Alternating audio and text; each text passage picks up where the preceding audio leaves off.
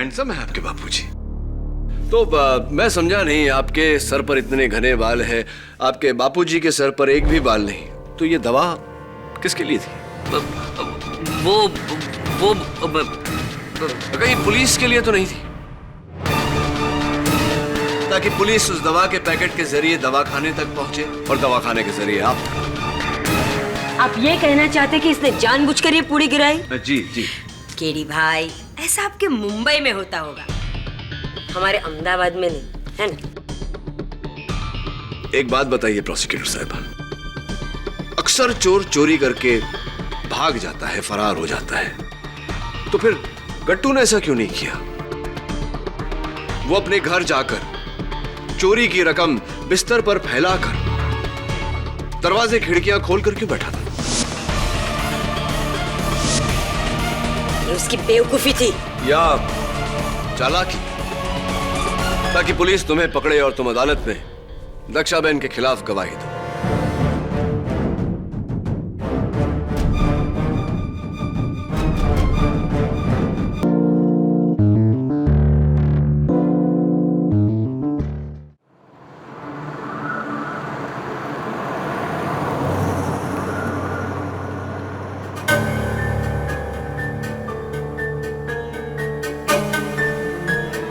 ना हिम्मत भाई, मैं उधार की तारीख नहीं बढ़ा सकता।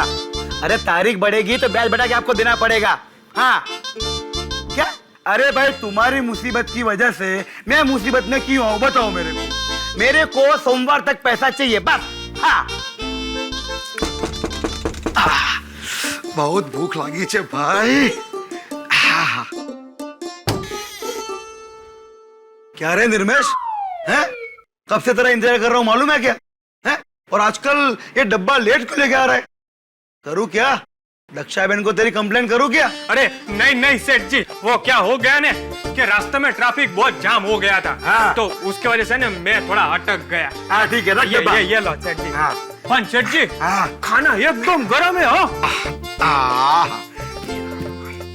कब से भूख लगी है मालूम है तेरे को?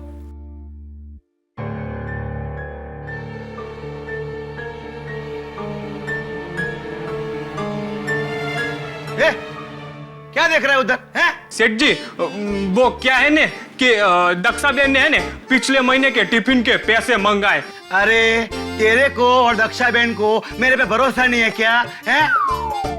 क्या मैं आज ही मरने वाला हूँ? हैं? रुक देता हूँ, रुक, किधर खड़ा रहे।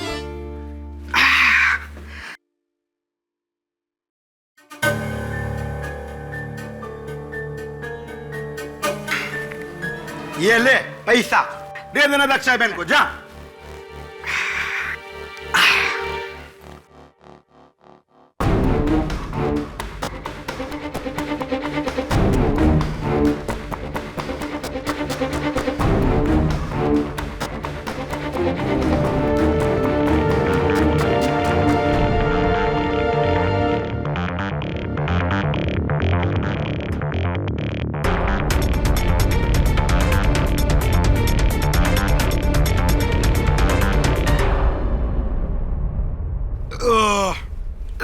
भगवान ना।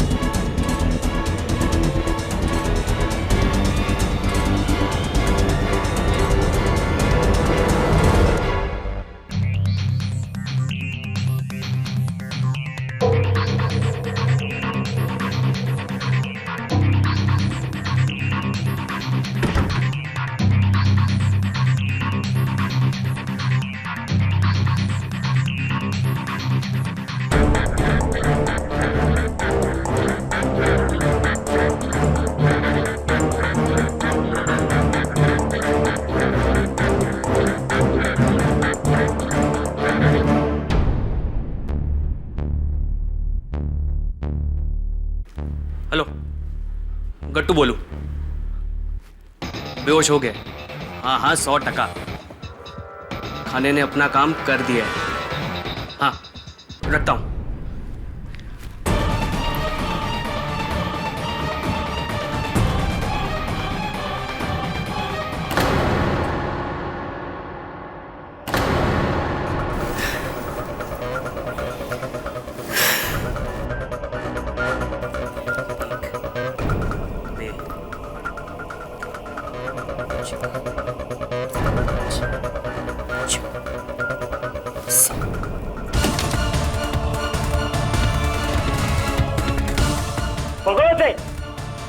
नहीं, अरे पण पे कहीं નથી કર્યું। અરે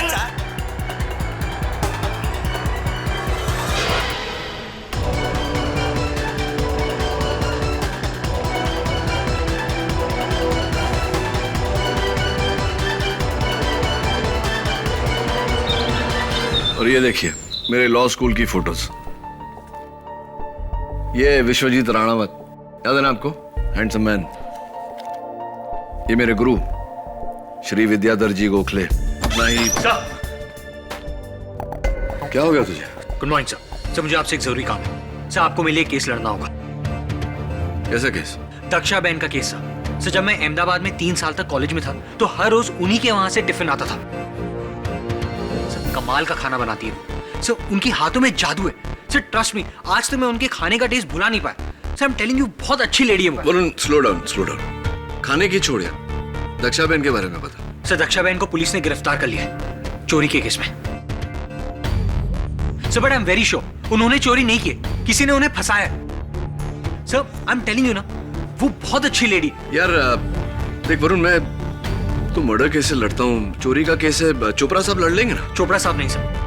सर ये केस आप ही को लड़ना होगा। सर दक्षा बहन ने मुझे स्पेशली फोन किया आपकी हेल्प के लिए। सर ये केस आपको लड़ना होगा मेरे लिए। अगर तू कह रहा है बेगुनाह है तो लड़ना ही पड़ेगा। सर लेकिन एक प्रॉब्लम है, इसके लिए हमें अहमदाबाद जाना होगा। टिकट करवा ले। Thank you sir. 10 मिनट है बस, समझ गए हो? इससे ज्यादा नहीं।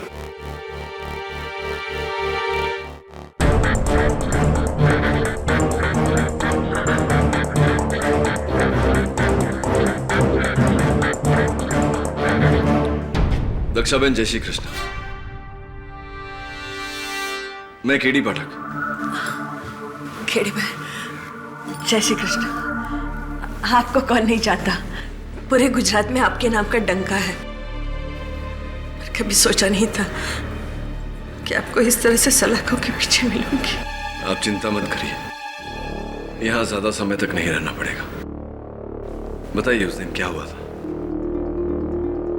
योर ऑनर, हमारे अहमदाबाद में ही नहीं लेकिन पूरी दुनिया में यह कहावत है कि किसी भी इंसान के दिल का रास्ता उसके पेट से होकर गुजरता है। पर हमारी दक्षा बहन की यह कहावत है कि किसी भी इंसान की तिजोरी का रास्ता उसके पेट से होकर गुजरता है। 14 सितंबर दोपहर 1:30 बजे दक्षा बहन ने अपने क्लाइंट साहूकार खिमजी वोरा के यहाँ अपने टिफिन का डिब्बा भेजा। ये टिफिन का डिब्बा जिसमें तरह तरह के स्वादिष्ट पकवान थे, इतने टेस्टी, इतने अच्छे कि इंसान पकवान के साथ साथ अपनी उंगलियां भी चाट जाए और फिर बेहोश हो जाए, क्योंकि इसी दक्षा बहन ने उसमें बेहोशी की दवाई मिलाई हुई थी।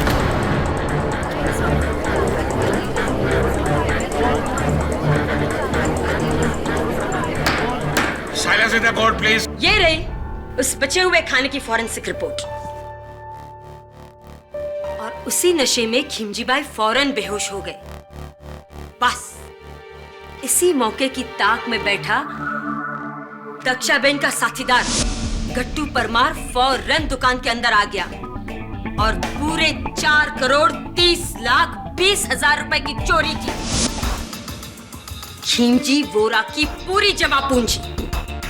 खिमजी भाई वोरा इस अदालत में क्यों नहीं आए? योर ऑनर, वो आईसीयू में है।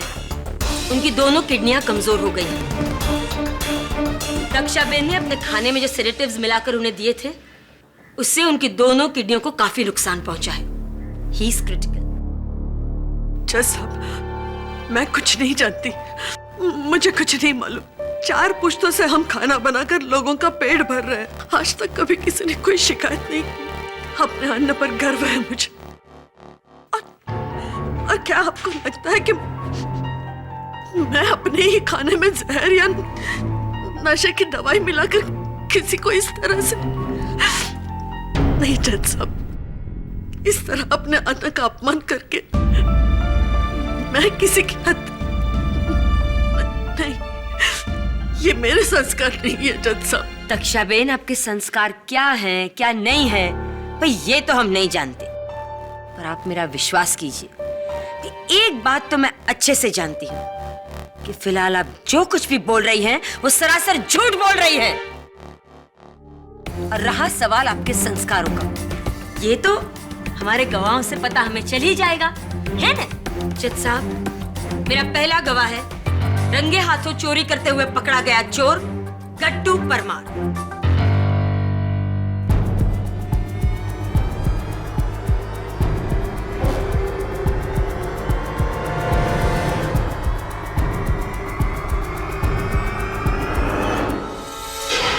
जी, मैंने पुलिस को बोल दिया है, चोरी मैंने ही की थी।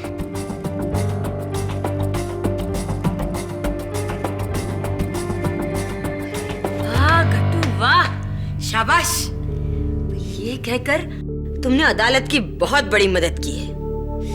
पर हमारी एक छोटी सी प्रॉब्लम और है, उसे भी सॉल्व कर दो।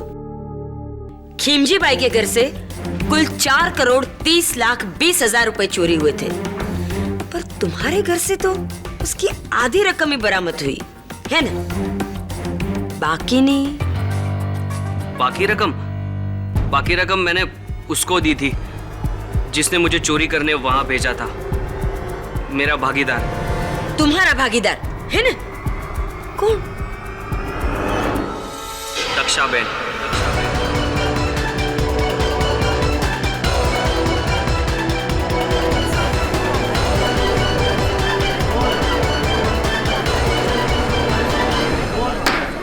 Silence in the court please. उन्होंने मुझे वहां बुलाया और बोला कि खिमजी भाई के ऑफिस में करोड़ों रुपए हैं। हाँ, दोपहर के वक्त उनके ऑफिस में कोई भी नहीं होता, सब लोग खाना खाने के लिए घर चले जाते हैं। मैं खिमजी भाई के डब्बे में बेहोशी की दवा मिला दूंगी। हाँ, उन्हें खाना खिला देना, फिर चोरी करके सारा रुपया ले आना। वहां से जो भी पैसे मिलेंगे उसमें से आधे तेरे, आधे मेरे। ठीक है दक्षाबेन। झूठ, जैसा भी आदमी झूठ बोल रहा है, झूठ है ये। मैं इसे नहीं जानती, मैंने इसे पहले कभी नहीं देखा और ना ही इसने मुझे देखा है। ये मुझे फंसा रहा है जज साहब, ये मुझे फंसा रहा है, ये झूठ बोल रहा है। मैं अपने माँ की कसम खा के कह रही हूँ, ये झूठ बोल रहा है। इसने मुझे कभी कोई पैसे नहीं दिए, कभी नहीं।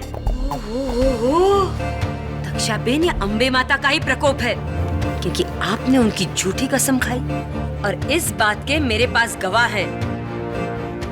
एक नहीं, पर 3।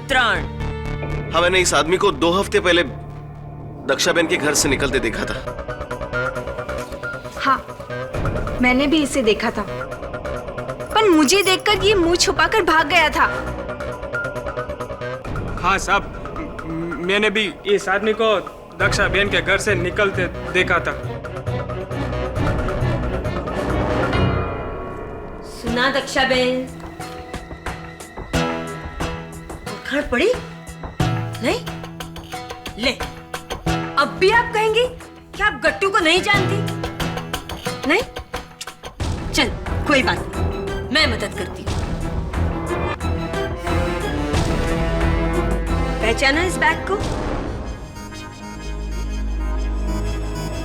योर ऑनर, ये वही बैग है जिसमें से पुलिस को 2,15,10,000 रुपए बरामद हुए थे, और ये बैग दक्षाबेन के घर के बाहर कूड़ेदान में मिली थी।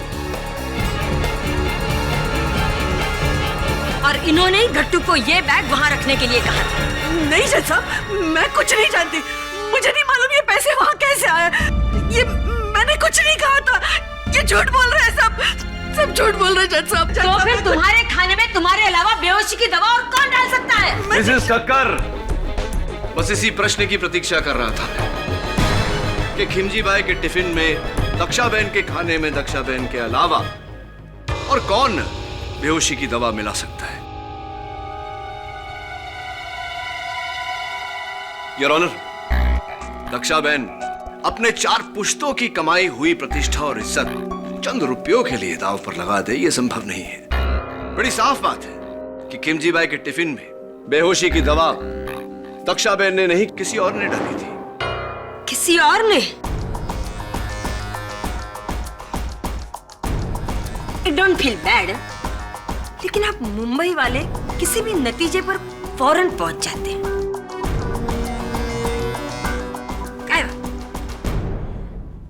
दक्षाबेन, मैं चाहूंगी कि आप अदालत को अपने पूरे दिन का रूटीन बताएं, डिटेल में, ताकि हम हमारे मेहमान मुंबई से आए हुए मेरे दोस्त केडी भाई ये जान सके कि ये काम किया किसने है ना? हाँ है। बोलिए। जी जैसा मैं रोज सुबह 5 बजे उठ के स्नान करके भगवान की पूजा करके रसोई में जाती हूँ। फिर मैं दाल, अनाज और तरकारी साफ कर लेती हूँ। तब तक 6 बज जाते हैं। फिर 6 बजे हमारे महाराज आते हैं, जो पिछले 20 साल से मेरे साथ रसोई में काम कर रहे हैं। फिर हम दोनों मिलकर सारा खाना बना लेते हैं।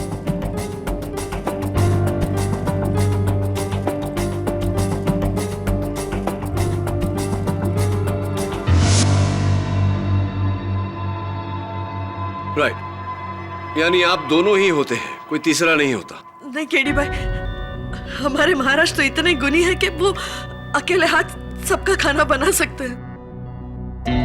फिर 10 बजे तक सारा खाना बन जाता है, दाल, चावल, सब्जी और मीठा। फिर 10 बजे पवित्र आती है।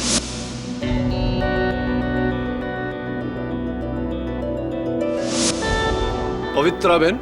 जी, पवित्रा सारे डब्बे साफ करके मुझे देती है और फिर मैं उन डब्बों को चेक करके मैं, महाराज और पवित्रा डब्बों में खाना भरते हैं।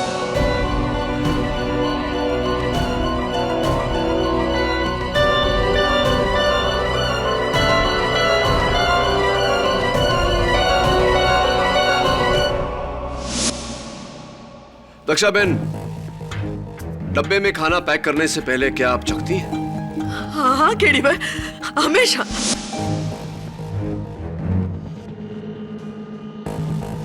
ग्यारह साल की उम्र से खाना बना रही हूँ साहब। अगर खाने में थोड़ा सा नमक कम या ज्यादा भी हो जाए ना तो मैं सूंघ के बता सकती हूँ। और उस दिन आपको ऐसा कुछ नहीं लगा? खाना बिल्कुल ठीक था? हाँ, मैंने खाना चख के देखा था।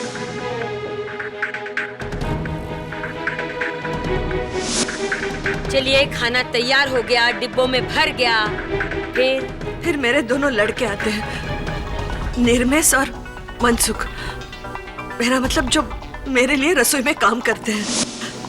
फिर ये दोनों अपने अपने लिस्ट के मुताबिक डब्बों को बांटने के लिए चले जाते हैं। मतलब ए से लेकर जेड तक, खाना बनाने की क्रिया से लेकर उसे डिब्बे में भरकर भेजने की क्रिया तक, हर काम आपकी नजर के सामने होता है ना? तो जब ये कार्य चलता है उस समय आप कहाँ होती? मैं वही रहती हूँ केडी भाई, मेरी नजर यहाँ से वहां जरा नहीं हटती। दक्षाबेन, खिमजी भाई को डब्बा किसने पहुंचाया था? जी, निर्मेश ने। भी क्या बताओ साहब, मेरे सामने तो ना डब्बा पूरा टाइम बंद था। हाँ? क्योंकि मैंने तो डब्बा लिया ने, मैंने तो सीधा साइकिल पे टांगा ने, बिना किधर रुके मैं तो सीधा खेमजी भाई के ऑफिस पर पहुंच गया। क्या है ना कि उनका डब्बा पहला था ना, तो सब मैंने तो घंटी बजाया, डब्बा दिया, महीने के पैसे लिए ने, मैं तो निकल गया साहब।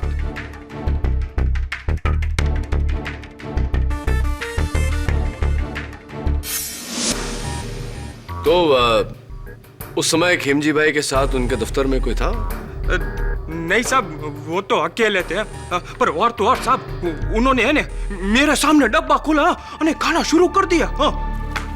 हैं? किसी और को उसमें कुछ भी मिलाने की गुंजाइश थी ही नहीं, है? Brilliant observation Mrs Thakkar, thank you very much. तो आम तौर पर डब्बा लेकर खिमजी भाई के ऑफिस कितने बजे पहुंचते थे आप? यही 1 बजे। लेकिन उस दिन तो आप 1:20 पे पहुंचे थे। ये 20 मिनट लेट क्यों हो गए?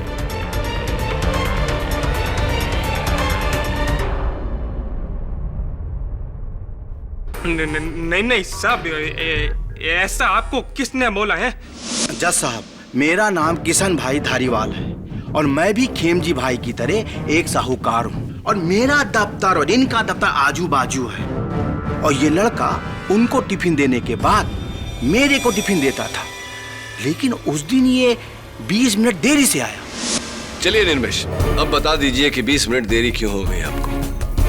अभी साहब क्या बताऊं मैं आपको? सच बताओ साहब, क्या है ना कि उस दिन मैं ऑलरेडी 20 मिनट लेट चल रहा था।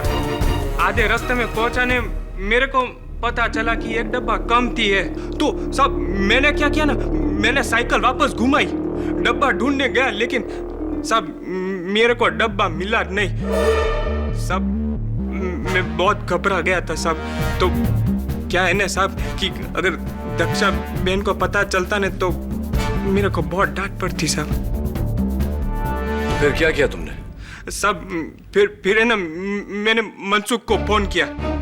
क्या है ना साहब कि उस दिन ऑफिस में उसका एक ग्राहक नहीं आया था साहब, तो मैंने है ना उससे एक एक्स्ट्रा डब्बा मांगा और मनसुख ने ना साहब मेरे को चुपके से वो डब्बा दे दिया।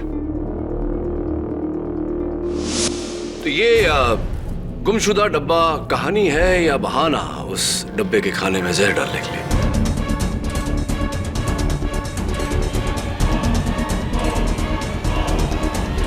नहीं साहब, मैंने ऐसा कुछ भी नहीं किया। एक और बात निर्मेश, गट्टू का कहना है कि जब वो ऑफिस में चोरी करने घुसा तो ऑफिस का दरवाजा खुला था। कहीं ऐसा तो नहीं कि तुमने जानबूझकर उस दरवाजे को खींचकर बंद नहीं किया क्योंकि तुम चाहते थे कि वो दरवाजा गट्टू के लिए खुला रहे? कहीं तुम गट्टू के पार्टनर तो नहीं? नहीं साहब, वो क्या है ना कि दरवाजा भूल से मेरे से खुला रह गया होगा। दक्षा बहन, केडी भाई, निर्मेश ऐसा नहीं कर सकता। वो सालों से मेरे साथ है, वो तो मेरे बेटे जैसा है। वो बहुत भोला है केडी भाई, वो ऐसा नहीं कर सकता। और तो और साहब, अगर आपको है ना डब्बे के बारे में यकीन ना आता हो ना तो आप मनसुख से खातिरी कर लीजिए। हाँ जी, उस दिन निर्मेश को एक्स्ट्रा डब्बा मैंने ही दिया था। तो मनसुख भाई, कहीं ऐसा तो नहीं कि जो डब्बा आपने निर्मेश को दिया वही डब्बा निर्मेश ने खिमजी भाई को दिया? कहीं ऐसा तो नहीं कि आपने ही बेहोशी की दवा उस डब्बे में मिलाई और आपने ही कट्टू को वहां चोरी करने भेजा? आप ही कट्टू के पार्टनर थे, हो सकता है ना? हाँ, नहीं, दक्षा बहन। नहीं केडी भाई, मनसुख मेरे भावज का बेटा है। वो भला ऐसा क्यों करेगा? वो ऐसा नहीं कर सकता। केडी भाई, आपकी मुवक्किल खुद आपके सस्पेक्ट को निर्दोष का सर्टिफिकेट दे रही है। अब आप क्या करेंगे? प्रोसिक्यूटर साहिबा, मैं सोच रहा हूं कि गट्टू चोर को कटघरे में बुलाओ। क्या ख्याल है आपका? तो गट्टू जी, दोपहर के 1:30 बजे आपने चोरी की और उसी दिन शाम के 5 बजे पुलिस ने तुम्हें धर लिया। इतनी जल्दी पुलिस तुम तक पहुंच कैसे गई? 1 मिनट केडी भाई, अगर आप ये कहना चाहते हैं कि तेजी और चपलता सिर्फ आपकी मुंबई की पुलिस में है ना, हमारे अहमदाबाद की पुलिस भी कुछ कम नहीं। खिमजी भाई के ऑफिस में गट्टू से ये संजीवनी हर्बल दवाखाने में बनी ये जड़ी बूटी का पैकेट गिर गया था। बस सिर्फ इस एक सबूत के सहारे हमारी पुलिस ने गट्टू को ढूंढ निकाला। क्या बात है मिसेस ठक्कर, क्या बात है? संजीवनी हर्बल दवाखाना, ये तो बालों को झड़ने से रोकने की दवा है। तुम्हारे बाल तो अच्छे खासे हैं, तुम्हें इसकी जरूरत कैसे पड़ गई? नहीं, मेरे लिए नहीं, मेरे बापूजी के लिए। ऐसे ही आपके बापूजी के लिए, उस बापूजी के लिए जिसकी तस्वीर आप अपने बटुए में रखते हैं। आप ही का बटुआ है।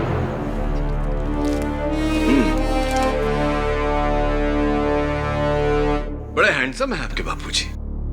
तो मैं समझा नहीं, आपके सर पर इतने घने बाल हैं, आपके बापूजी के सर पर एक भी बाल नहीं, तो ये दवा किसके लिए थी?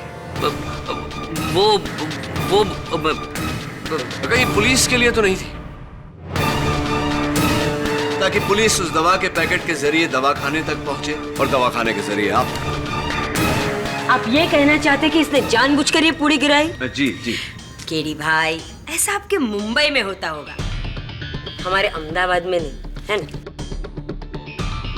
एक बात बताइए प्रोसिक्यूटर साहिबा, अक्सर चोर चोरी करके भाग जाता है, फरार हो जाता है, तो फिर गट्टू ने ऐसा क्यों नहीं किया? वो अपने घर जाकर चोरी की रकम बिस्तर पर फैलाकर दरवाजे खिड़कियां खोलकर क्यों बैठा था? ये उसकी बेवकूफी थी या चालाकी, ताकि पुलिस तुम्हें पकड़े और तुम अदालत में दक्षाबेन के खिलाफ गवाही दो।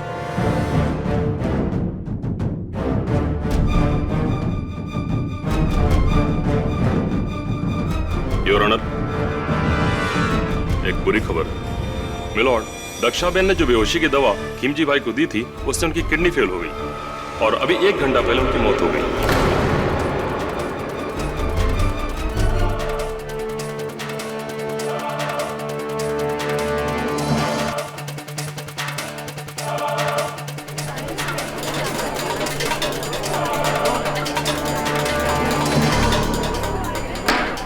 Silence in the court please. Shabir, ये क्या कर दिया तुमने? कुछ पैसों के लिए आपने एक आदमी की हत्या कर दी।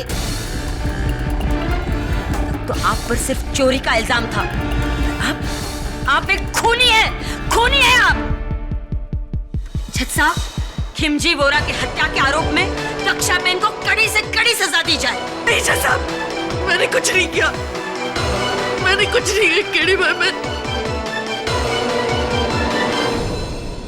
खिमजी भाई की दुखद मौत ने इस केस को बड़ा ही गंभीर मोड़ दिया है। जिस तरह के हालात दिख रहे हैं, मैं ये सोचने पर मजबूर हो गया हूं कि क्या यह पूरा षड्यंत्र सिर्फ पैसों की चोरी के लिए किया गया था या खिमजी भाई की मौत के लिए। यह केस एक मर्डर केस बन चुका है। जब तक इस केस की पूरी तरह छानबीन ना हो, यह अदालत मुलतवी की जाती है।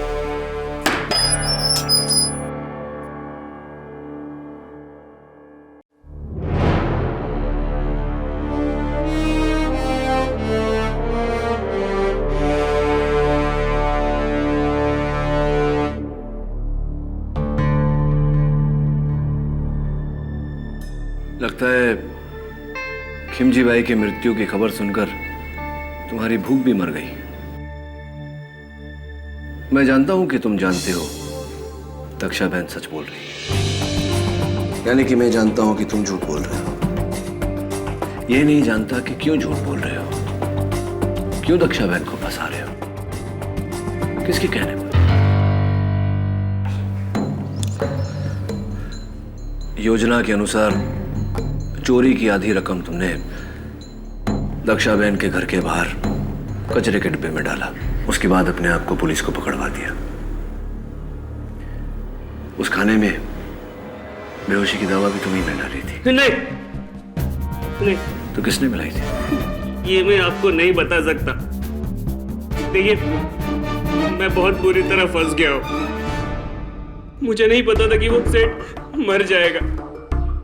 मुझे लगा कि मुझ पर चोरी का इल्जाम आ जाएगा और मैं उसकी दी हुई जमानत से छूट जाऊंगा। देखो गट्टू, मैं जानता हूं कि तुम बेगुनाह हो, इस कत्ल में तुम्हारा कोई हाथ नहीं, और अदालत में मैं तुम्हारी सजा कम भी करवा दूंगा, लेकिन तुम्हें अपने भागीदार का नाम बताना होगा। उसी की वजह से तो अब जज साहब ने मुझे फांसी की सजा दे देंगे। मुझे पूरा यकीन है कि तुम बेकसूर हो और तुम्हारी सजा मैं कम करवा दूंगा, लेकिन तुम्हें ये तो बताना पड़ेगा कि तुम्हारा भागीदार कौन है। ये क्या हो रहा है केडी भाई?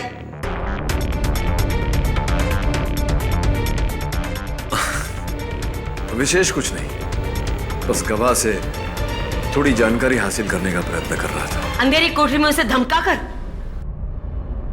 बात कर। અને તું પાગલ થઈ ગયો છે? હા? આ ડિફેન્સ लॉयर છે, दक्षाबेन को निर्दोष साबित करके तुझे फांसी के फंदे पे चढ़ा देगा।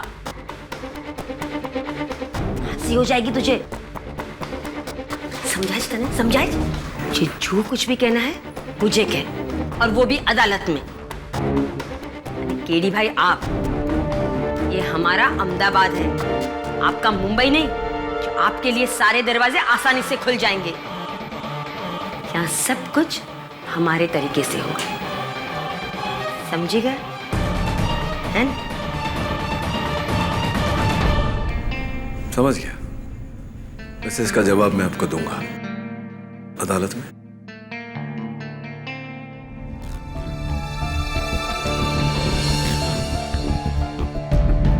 सर, बोल। सर ये रहा टिफिन, दक्षाबेन के घर से ही लाया हूं। और उस दिन ऐसा ही टिफिन खिमजी भाई के यहाँ भी गया था। और सब, और सर ये दक्षाबेन की रेसिपी की किताब जो आपने मंगवाई थी। पर आप इस किताब का क्या करेंगे? उंधियू की रेसिपी देखना चाहता हूँ। बैंगन, आलू, सूरन, असली घी कहीं पर भी नहीं, और दाल ढोकली।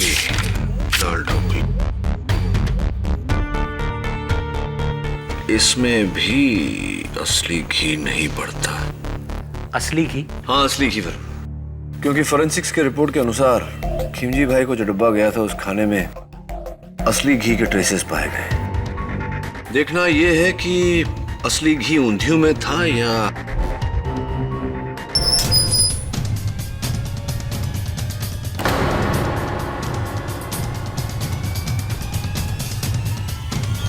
मिलॉर्ड, गट्टू ने अपनी शर्ट से छत पर लगे हुक पर लटक कर खुद को फांसी दे दी।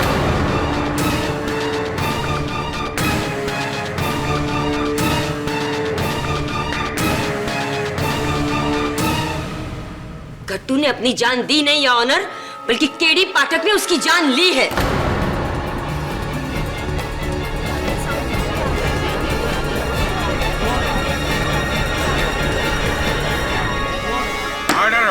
आई object your honour. Your honour, कल रात लॉकअप में केडी पाठक ये आखिरी इंसान थे जो गट्टू से मिले थे।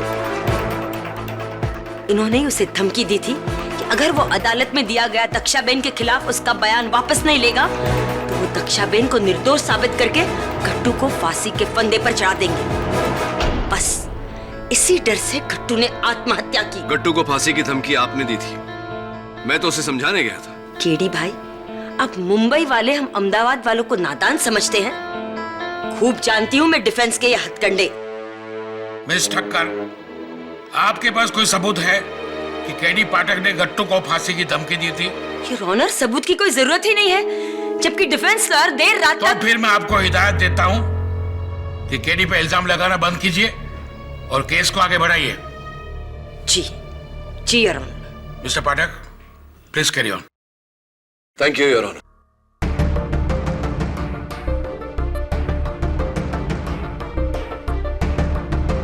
योर ऑनर, ये हूबहू वैसा ही टिफिन है जैसा उस दिन खिमजी भाई के दफ्तर में भेजा गया था। इसमें खाना भी बिल्कुल वैसा ही है जो उस दिन था। ऊपर के डब्बे में रोटी और मीठा, दूसरे डब्बे में चावल, तीसरे डब्बे में ऊंधियू और आखिरी में दाल ढोकली। दक्षाबेन, उस दिन भी खाने का यही क्रम था ना? हाँ केडी भाई, मीठा और सूखा ऊपर के डब्बे में होता है, गरम और पतली सब्जियां नीचे वाले डब्बे में। आपको डब्बा पैक करना तो आ गया मिस्टर पाठक, अब क्या हमें खाना खिलाने का इरादा है? योर ऑनर, फोरेंसिक्स के मुताबिक बेहोशी की दवा आखिर के 3 डब्बों में पाई गई, यानी कि चावल में, ऊंधियों में और दाल ढोकली में। रोटी और मीठे में बेहोशी की दवा की कोई ट्रेसेस नहीं मिली। तो व्हाट्स द प्रॉब्लम? दक्षाबेन अच्छी तरह जानती थी कि खिमजी बाई को मारने के लिए कितनी दवा काफी है ना? दक्षाबेन, मुझे यह बताइए कि आप जब खाना बनाती हैं तो क्या उसमें असली घी का इस्तेमाल करती हैं? नहीं केडी भाई, असली घी सिर्फ रोटियां और मीठे में डलता है, बाकी के खानों में असली घी नहीं डालते। असली घी भारी होता है और सबकी सेहत के लिए ठीक भी नहीं होता। बाकी खाने में असली घी नहीं डलता है, योर ऑनर। अगर दक्षाबेन अपने खाने में असली घी नहीं डालती तो सोचने वाली बात यह है कि फोरेंसिक्स को उस खाने में से असली घी के ट्रेसेस कैसे मिले? असली घी? मैंने तो असली घी डाला ही नहीं था। मिलॉर्ड, डाला भी होता तो क्या फर्क पड़ता है, क्योंकि मौत असली घी से नहीं बेहोशी की दवा से हुई है। तो बेहोशी की दवा असली घी में मिलाई गई थी, योर ऑनर।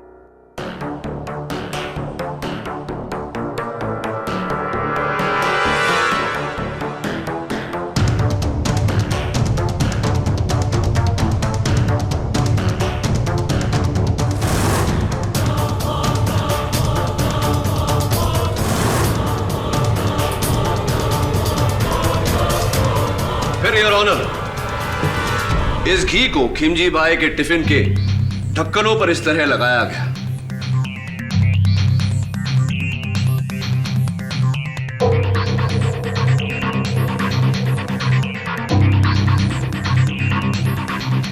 और पैक किया गया। गरम खाना होने के कारण जैसे ही घी पिघला, उसमें डाली गई बेहोशी की दवा खाने में मिल गई, योर ऑनर। जाहिर सी बात है, योर ऑनर, कि मेरा शक उन लोगों पर जाएगा जिन्होंने डब्बा भरने में और बांधने में दक्षाबेन की मदद की। सबसे पहले मैं पवित्रा बहन को कटघरे में बुलाना चाहूंगा। आ તમે શું બોલો છો? आप ये क्या कह रहे हैं साहब? मैं घी में जहर मिलाकर डब्बों के ढक्कन पर? ना ना, अपनी बहन समान दक्षाबेन के साथ मैं ऐसा नहीं कर सकती। मुझे क्या नर्क में जाना है? दक्षाबेन, मैंने ऐसा कुछ नहीं किया, मैंने ऐसा कुछ नहीं किया। केडी भाई, पवित्रा ऐसा नहीं कर सकती। वो बहुत भोली है। फिर तो एक ही शख्स बचता है, योर ऑनर। महाराज जी। क्या मैंने उस भोजन में बेहोशी की दवा मिलाई? अरे बुद्धि भ्रष्ट हो गई है तुम्हारी। मैं पूछ रहा था आपसे। एक बात कान खोलकर सुन लो, अपने भोजन से किसी की जान लेने से पहले मैं अपनी जान ले लूंगा। शांत शांत થઈ જાઓ महाराज। मुंबई वालों जी, आई होप आप समझ गए केडी भाई। शांत हो जाइए महाराज। केडी भाई आपको नहीं जानते ना, इसलिए उन्होंने। केडी भाई, महाराज तो मेरे गुरु समान है, वो भला ऐसी हरकत क्यों कर सकते हैं? वो ऐसा नहीं कर सकते। दक्षाबेन, अगर सभी निर्दोष है तो उस खाने में बेहोशी की दवा क्या आप? अपनी बात पूरी कीजिए मिस्टर पाठक। तो क्या खाने में बेहोशी की दवा आपने मिलाई थी दक्षाबेन? नहीं। नहीं, मैं तो आपकी बात से बिल्कुल सहमत हूँ। बल्कि मैं तो कोर्ट से कब से कह रही हूँ कि दक्षाबेन ही खूनी है।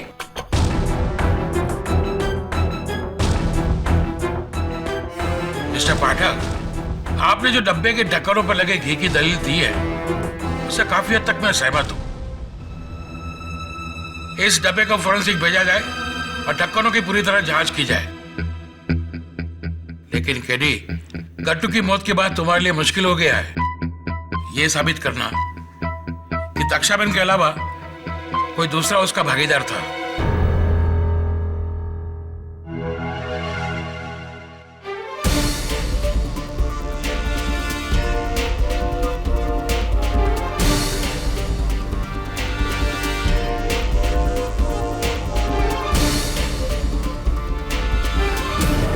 हाँ, मैंने भी इसे देखा था, पर मुझे देखकर ये मुंह छुपाकर भाग गया था।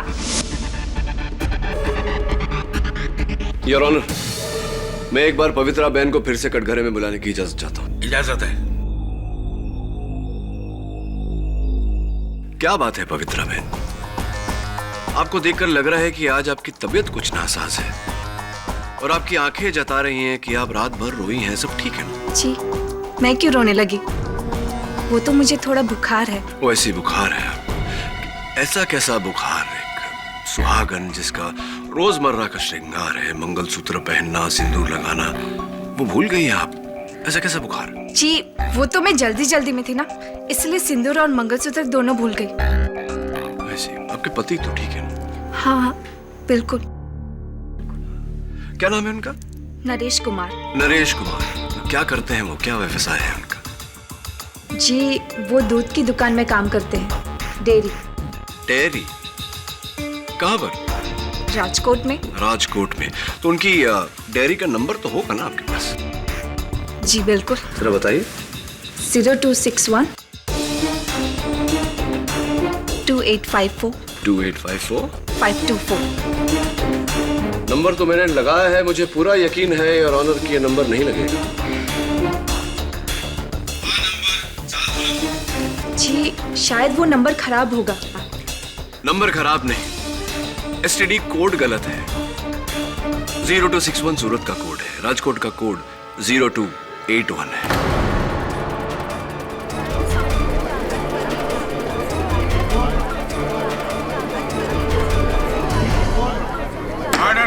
जरा अपने हाथ बताइए, कलाई बताइए।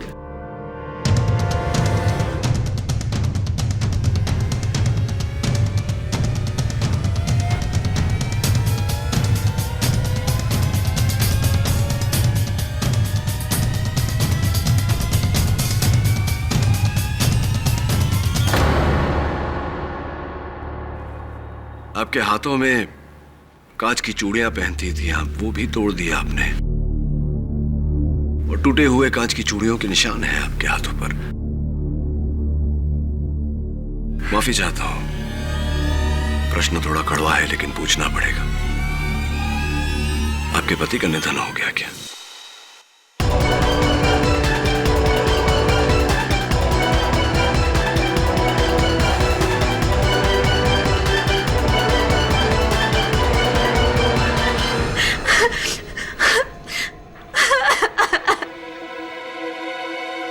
यही दंड है मेरा कि मैं अपने पति की मौत पे खुल के रो भी नहीं सकती।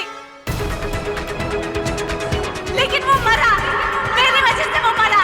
हाँ हाँ, मेरी वजह से वो मरा, क्योंकि मैंने उससे कहा था किमजी भाई के ऑफिस जाकर चोरी करने के लिए।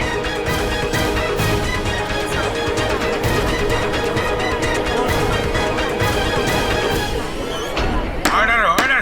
कट्टू ही मेरा पति था। कट्टू। हाँ, इसीलिए सारे गवाह कह रहे थे कि उन्होंने गट्टू को दक्षा बहन के घर के बाहर देखा क्योंकि वो आपसे मिलने आता था। पवित्रा बहन, अदालत को यह भी बता दीजिए कि खिमजी बाई के टिफिन के ढक्कनों पर बेहोशी की दवा वाला घी आप ही ने लगाया था। दरअसल मुझे पता था कि किमजी भाई का डब्बा कौन सा है, इसीलिए मैंने घी में बेहोशी की दवा मिलाई और घी को उस डब्बे के ढक्कनों पे लगाया।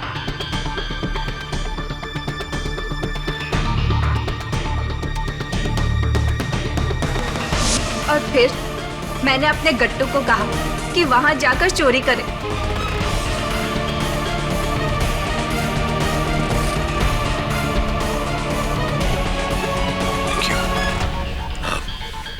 एक आखिरी प्रश्न। 4,30,20,000 बहुत बड़ी रकम होती है। ये रकम लेकर आप लोग फरार हो सकते थे, लेकिन ऐसा क्यों नहीं किया आपने? गट्टू को क्यों पकड़वाया और उसके जरिए दक्षा बहन को क्यों फंसाया? क्योंकि हम दोनों को ऐसा बोला था करने के लिए। प्लान हमारा नहीं था। उसने हमें बोला कि किमजी भाई को बेहोश करो और चोरी करो। इसके बदले में वो मेरे गट्टू की जमानत देकर हम दोनों को अलग से 25 लाख देगा, जामनगर में जमीन, और गट्टू को एक अलग से एसटीडी की दुकान खोल के देगा। बस हमने इसी लालच में आकर ये सब किया। पवित्रा बहन, अदालत को बताइए कि ये लालच आपको किसने दी थी?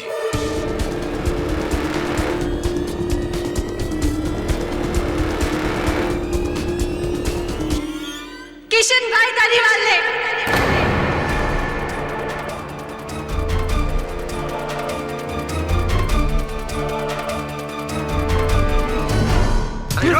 कहाँ भाग कर जा रहा है?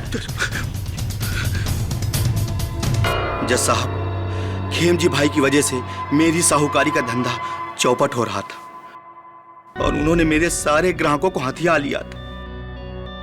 इससे पहले कि मैं बर्बाद होता, मैंने उन्हें मारने का प्लान बना डाला।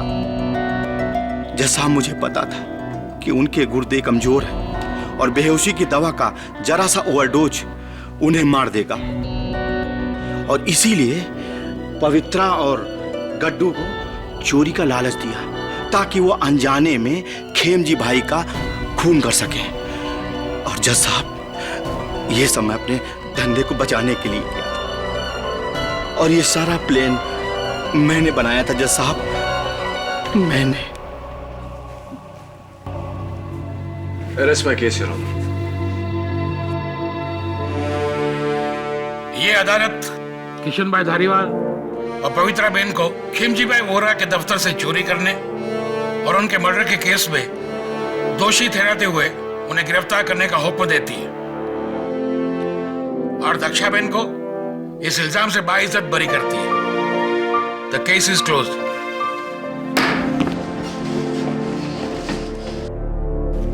Thank you. दक्षा बहन, मैंने कहा था ना आपसे, आपको कुछ नहीं होगा। भगवान तारू भलो करे। धन्यवाद बेटा। अरे धन्यवाद मुझे नहीं, इन्हें कहिए। खेड़ी भाई, धन्यवाद। अरे अरे, छोड़ के आ जाओ। चल। जय श्री कृष्ण। जय श्री कृष्ण। अरे आप मिसेस टक्कर, इस केस के शुरुआत से आप कह रही हैं कि मेरा मुंबई और आपका अहमदाबाद। वैसे अहमदाबाद जितना आपका है उतना मेरा, और जितना मेरा मुंबई है उतना आपका। और इस केस में अगर हमारा कुछ है तो वो है हमारा हिंदुस्तान। बोलिए जय हिंद। जय हिंद। बोलिए जय हिंद।